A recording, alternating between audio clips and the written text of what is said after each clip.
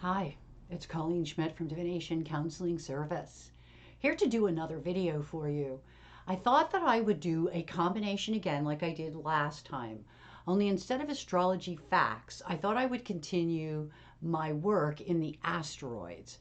So what I want to do before I begin the chart is I want to look at a series of asteroids that relate to money. And then we're going to go look at a gambling chart and apply those very same asteroids to a chart, a winning chart. And it's pretty cool because some stuff showed up. So I wanted to point that out.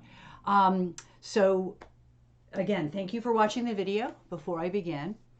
And if you're not a subscriber, I hope you'll consider becoming one. So I want to start with the asteroids that relate to money.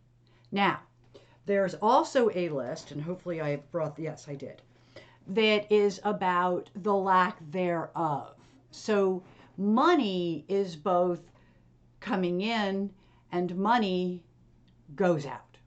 Okay? So let's start with what I will not. Actually, there's so many of them that I'm only going to just spend a moment on the ones I did not use. Okay, these are the ones that the LACS, LACKS, is an asteroid, and it represents lack. It's like you try to get something, but there's a lack, or there can be a lack of money if it's placed with a dollar or a money or a coin. Then we also have de-arrest, which is any kind of stoppage. So this could be a stoppage of money, a clogging up of the money tunnel, if you will. So that would be another one.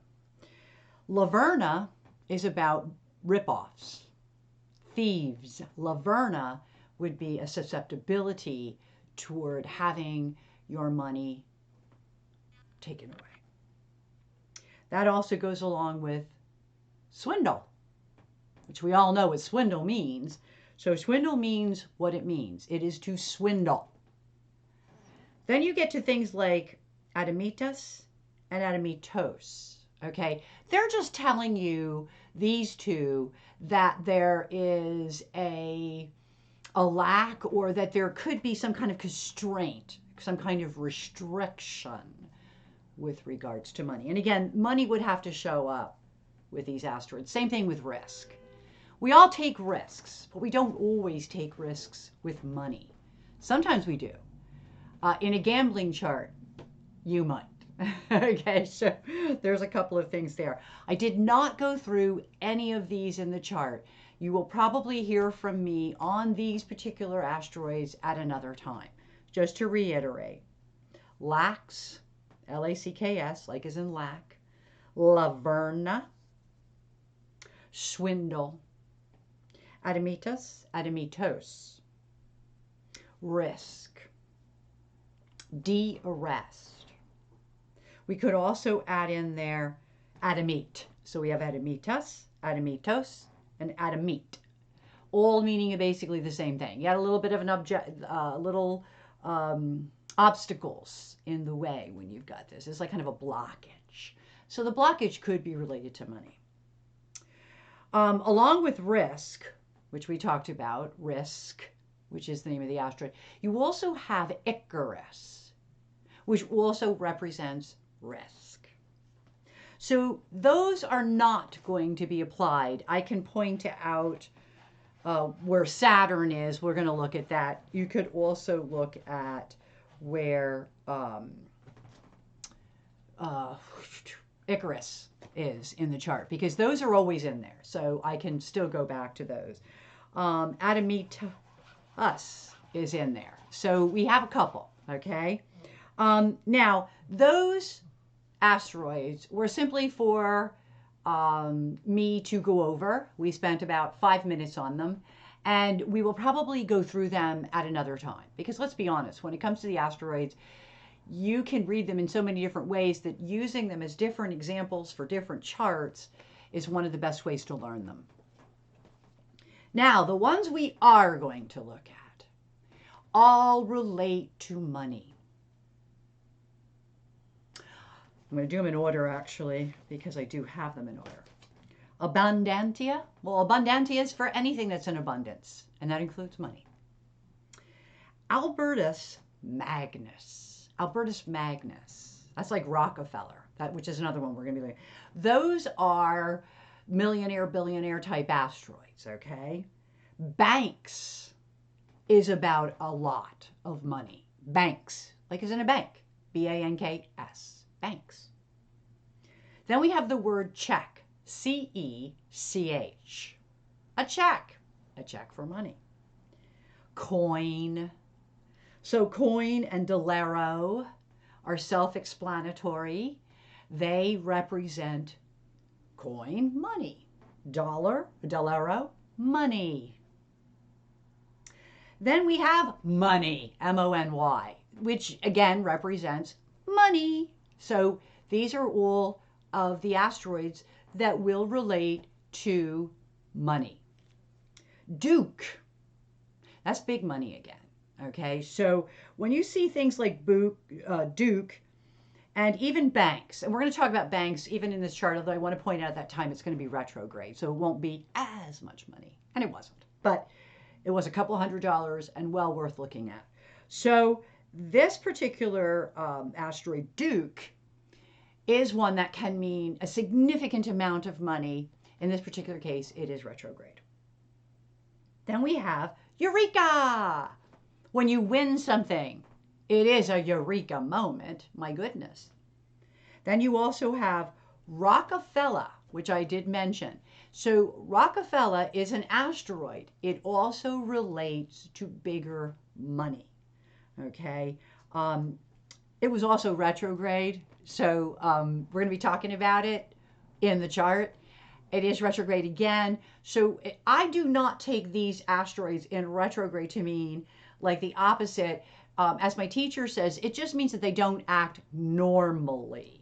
Okay, well, if you're thinking big money with banks and Rockefeller and they're in retrograde, I think you're still talking about money. I just think the difference is that you're talking about maybe a smaller amount of money. And then again, it depends on who you're reading for, because the chart, well, let me finish this. So the next two are rather obvious. Obviously, Venus. Of course. You would look to Venus for anything financial. I would hope so. That's basic astrology 101. Venus's relationships and finance. So you definitely want to always take that into consideration. Same thing with Jupiter. Jupiter isn't really about money. It's about expansion, and it's about optimism. You'd want to have Jupiter, as we've talked about in many gambling charts, is a very, very important aspect of a gambling chart. But I think when you start to take in these asteroids, you could probably even maybe, surpass that Jupiter and look at other things. But I think Jupiter still needs to play a very big role.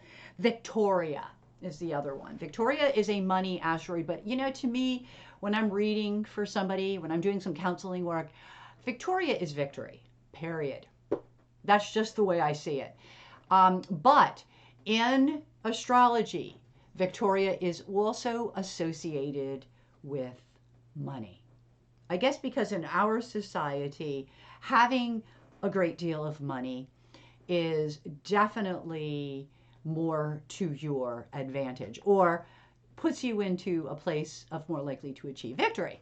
There's a lot of different ways of looking at that.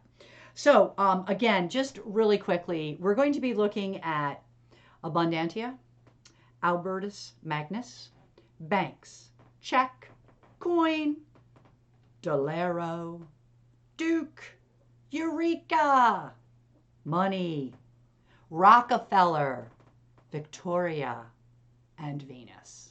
So if you're really interested in the asteroids, and you have access to Astrodeans or there's a number of other ways, Swiss ephemeris, there's a lot of ways to get the asteroid listings out on the internet. And if you refer back to my facts video, please either read how they come up with time, because somebody did send me something from Astrodeans which does correct things.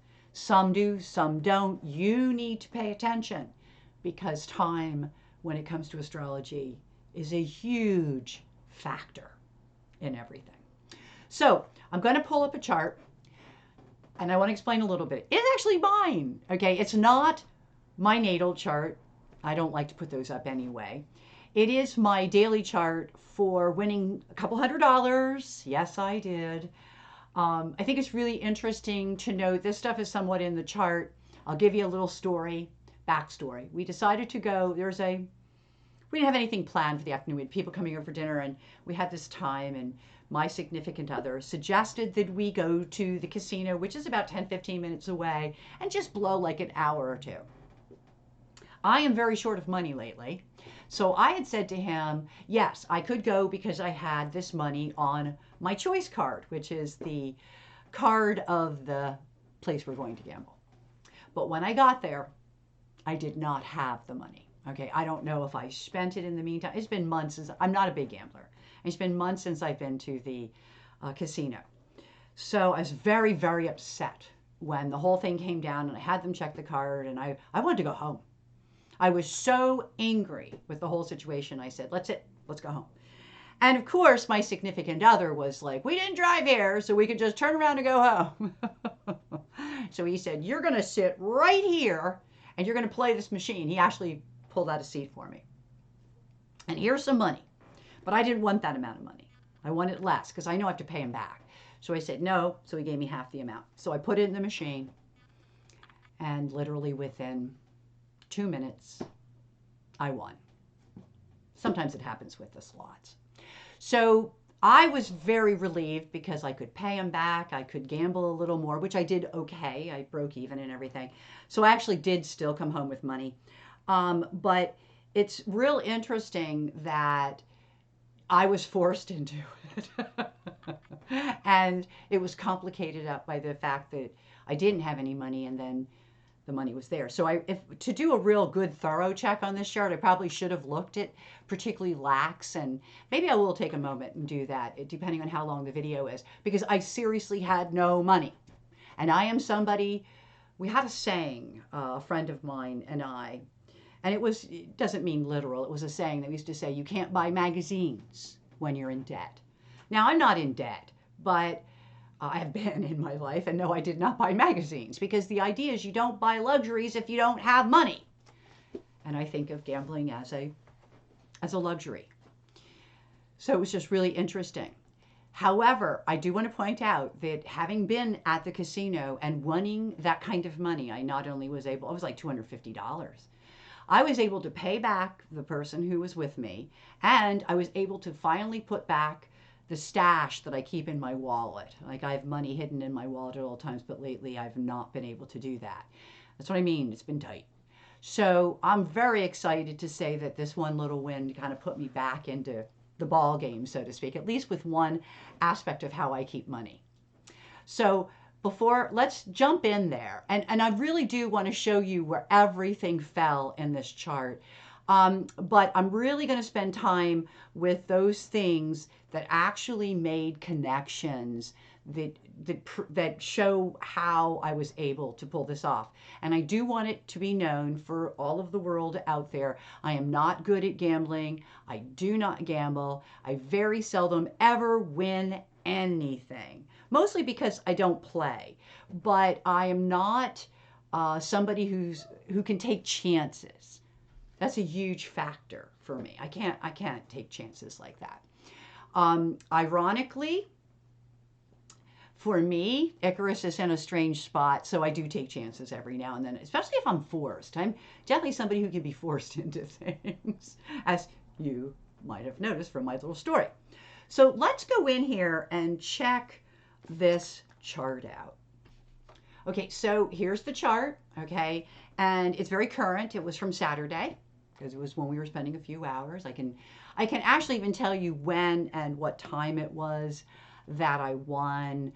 And we could take time and look at it, because that's interesting too. I really dissected this. But for our purposes, since I've been using diurnal charts, I thought I would just continue using a diurnal. So on this particular day, the chart is ruled by Jupiter. Yeah. So First of all, whenever you see a chart ruled by Jupiter, that might be a really good time to start researching it because it might be a really great time to gamble. Jupiter on the ascendant, I mean, that's awesome, right? So we go into Jupiter, which is hanging out in the third house. And it's hanging out very, very, very 44 minutes away from the Aries point. So please note the Aries point because it's at 29 degrees of Pisces. Now, interestingly enough, 22 degrees, about 7 degrees away, is Neptune. Because Neptune moves so slowly, some people, and I'm sure in this astrology program, they would tell you there's a conjunction there. I did win this on a slot machine. I'm not sure if that is actually something that's run by Neptune. So I didn't really want to play on that. So I let that go. What I do want to look at is that, a couple of things, and none of the really traditional stuff, at least for me, did not come through. When you look at the second, the cusp of the second, remember the second and the eighth house are really important.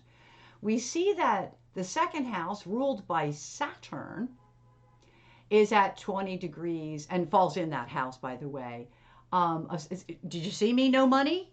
Saturn, second house, that's no money, okay? Or that's tight with money, however you want to look at it. And I was really, being tight with money. So I wanted to point that out, that Saturn, and then you look at this right down here, we have, I keep saying complications. It's Arachne. Okay. I'm getting the keywords in my head. I wasn't getting the word. So Arachne is an asteroid that is only, let me tell you, see how it's 2446? Well, at 2312 is where the check is.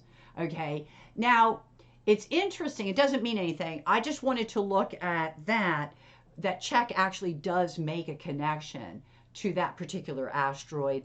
Ironically, I gave the ticket to my significant other, so the rest of the time that we were there, I was on his money, but it was always known that I could pay it back, which ultimately ended up I didn't really lose any money. But the reality is that it did get complicated, and my significant other was holding the check, which was really the money, the ticket.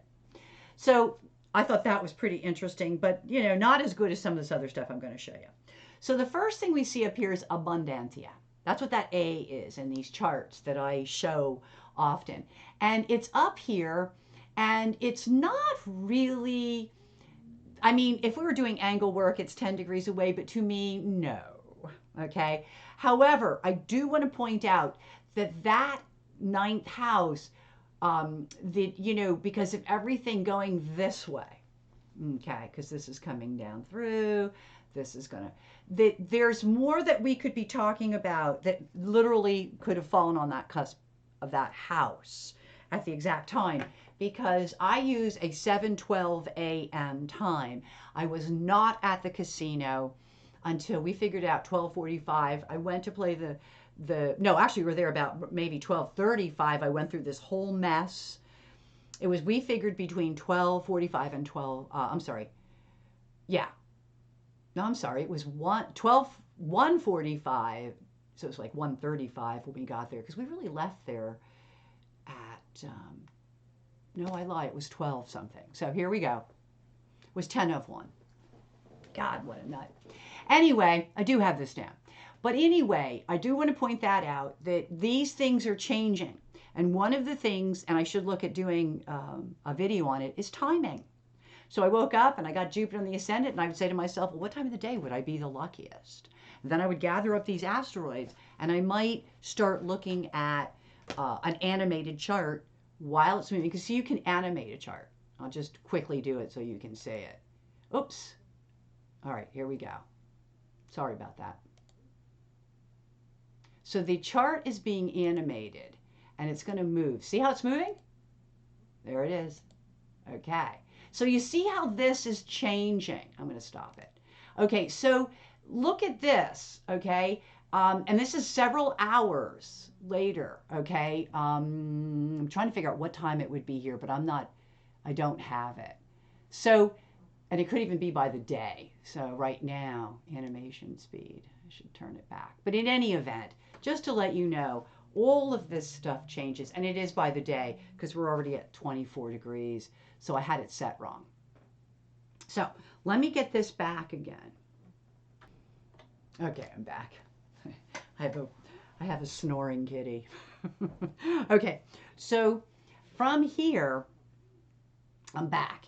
I want to look at, so we have 11 right here for Abundantia, okay? Which means I really should be thinking about maybe going back there within, maybe the next 7 to 10 days or something. Anyway, then it talks about, although I'm not really a gambler, so I probably won't. Then we go back to 4 degrees of Leo, which would be right in here with volcanoes. Don't you see this? Look at this pressure. I did not want to stay. And I see things like this and I start laughing. Albertus Magnus is retrograde, which is one of those big money asteroids. But the irony is that it's volcanoes, pressure, pressure, pressure. The whole thing to me was a lot of pressure, to be honest with you. The thing that I think, besides the Jupiter ascendant, that really helped this chart be successful was the fact that banks. Okay, so we have 1135 Virgo. Banks happens to be at right here, conjunct the node actually, at 10 degrees 55 minutes. So it's about 25 minutes away from the node. That's really interesting.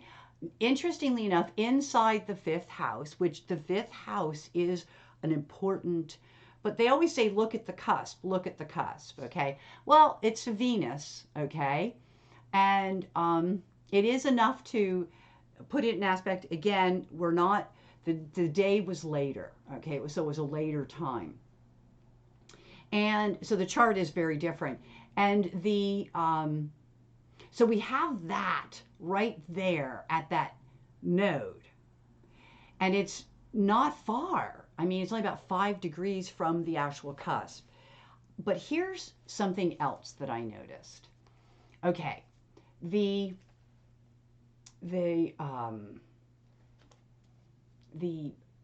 where was I? Jupiter. So Jupiter rules this, and Jupiter happens to fall right here at 29. Remember, it's almost conjuncting the Aries point. Ironically, I'm out in the world. You have to understand, I'm kind of a recluse, so for me to even be out in public is kind of odd. I know a lot of people don't understand that, but I've been a hermit my whole life. So look at this. So we have Jupiter directly squaring Venus. Okay, they're both at the Aries point. And what you don't know about my chart is that I also have what could be known as, because it's in the axis of the Aries point, my moon is there. So even though this is not my lunar return, this is nothing to do with that. It makes me wonder if I shouldn't go back and look at my lunar return. But, and again, it's only a couple $100, so I don't know how much work a person would want to do for that. But I can tell you that Venus hits the Aries point. Jupiter hits the Aries point. By the way, in my personal chart, Jupiter and Venus are also square, and they're that tight, okay? Not on the Aries point, but another point that's on here. But my moon is there. But Dolero is not far from that Venus-Jupiter combination I was talking about. As a matter of fact, Dolero is not far from my Venus at all, okay? So, I mean, it's a little bit far, and again, it depends on your aspects, but here is what we call, it's one of the equatorial ascendants, a vertexual ascendant. I think that's the one it is. And it's at 0 degrees of 3. My natal Venus is in Aquarius, also early Aquarius, 155. And so you've got at 5 degrees, 8 minutes, you have Dolero. So Dolero is falling right here, not far from Panacea. Do you remember me saying that it really helped me with regards to putting money back into one of my, I keep money in a couple of banks, I keep money in a drawer, and I keep money in my purse, hidden. Some of those have been depleted recently. I'm going through some changes in my life, and money's been tight for me. Not so much my significant other, which is really helpful. But in any event, it solved problems. It was unbelievable. And it's less than 1 minute apart. So one of the things, the reason why I did this chart, and I'm doing it the way that I'm doing it, is because I really need for us all to start using these asteroids, but to show that even in a gambling chart, a diurnal gambling chart, that we can see why or how I was able to do on Saturday when I went to the casino. Now, give me a moment and I'm going to see, I'm just going to pick out a few of them. I'm going to pick out lack. I do want to show where Icarus is because that I can show you on here. Icarus is a triangle with a line running through it. Sure, I may have to look it up because, oh, here it is. Okay, so we have Icarus literally right off of that second house cusp. I really was taking a chance with money. I have none. And boy, 24 degrees of Capricorn tells you that. Now, that 24 degrees of Capricorn is not making any real aspects to anything in here. So we're really okay there. I guess the closest kind of thing might be the obligation of that check. Okay, so I just wanted to show you some of this. Let me go quick and find out. I do really want to look up lack because I walked in there with a lack of money. I don't need to look for de-arrest or Laverna. Nobody stole from me. I'll look at risk, but I'm not going to bother with any of the Adamitos things. I can tell you that where this Icarus is sitting right now squares to exactly to my Adamitos. So there's that, here we go again, that kind of second house repeatable theme. And one of the things that I love to talk about in astrology is repeatable themes. So let me go check on, I think the only one I need then is risk and lacks. So let me go grab those. Well, that didn't take too long. Okay, so I did get them. No surprise that trining that Icarus is lax.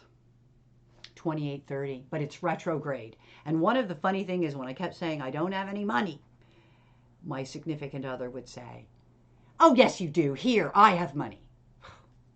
Retros, right? That was the retro. I didn't have money. He had. He was very well prepared to be there. Then and that was 2830 Taurus, so would actually fall right at the, here we go, at the cusp of the 6th house, literally. We have 2721 and that was 2830. So very, very close. The other one that we have is up here, and this is interesting. It falls not far from Cassandra Witch's advice and listening, but also it falls between that and Demeter because it's 207 Libra. And 207 Libra, let me check my numbers here. This is what happens when you have a lot. Yeah, so 207 of Libra for, and that was risk. Also squared Eureka directly, basically. No, it didn't. It's actually a sextile to Eureka. It squares, yeah, Venus. But remember, so did Jupiter. And then Jupiter being in Aries is in opposition. So it looks like risk was actually kind of a big factor in this particular chart at 2 degrees of Libra, because it literally fell in what I would like to call a T-square that was occurring between Jupiter, Venus. It creates a T-square. It creates the opposition of Jupiter. So I'm kind of glad I looked at it, because that is a huge factor in all of this. It didn't tell you I wouldn't win, but it does tell you I'm taking a risk. And so does the second house cusp. So one of the things that you do want to do when you're doing a diurnal is take all of these things into consideration. So I'm going to leave you there. And I'm going to say, as always, until we meet again, I wish you all happy readings. And once again, thank you for watching this video.